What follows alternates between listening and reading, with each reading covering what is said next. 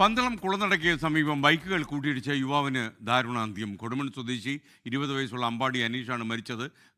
ഷിജോ കുര്യൻ പത്തനംതിട്ടയിൽ ചേരുന്നു. ഷിജോ, എങ്ങനെയാണ് ഈ അപകടം ഉണ്ടായത്?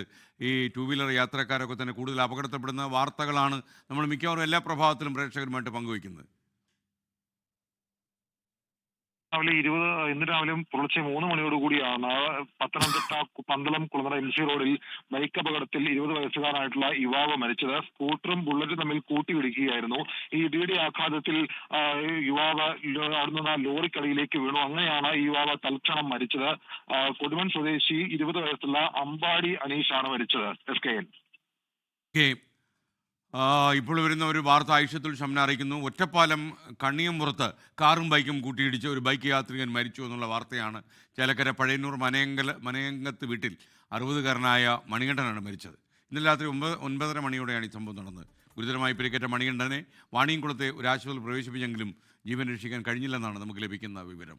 ഈ ടൂ വീലർ യാത്രക്കാരുടെ മരണം എല്ലാ മോർണിംഗ് ഷോയിലും കൃത്യമായി വരുന്നു. എന്താണ് ഈ നാട്ടിൽ മാത്രം ഇതിങ്ങനെ സംഭവിക്കുന്നത് എന്ന് നമ്മൾ പഠിക്കേണ്ടിയിരിക്കുന്നു. ലോകത്തെവിടെയായാലും ഏത് സമയത്തും 24 വാർത്തകളും ഓഗ്മെന്റഡ് റിയാലിറ്റി പാക്കേജുകളും എക്സ്പ്ലെയിനറുകളും വിശദമായി കാണാൻ ഞങ്ങളുടെ YouTube ചാനൽ നിങ്ങൾക്ക് സബ്സ്ക്രൈബ് ചെയ്യാം.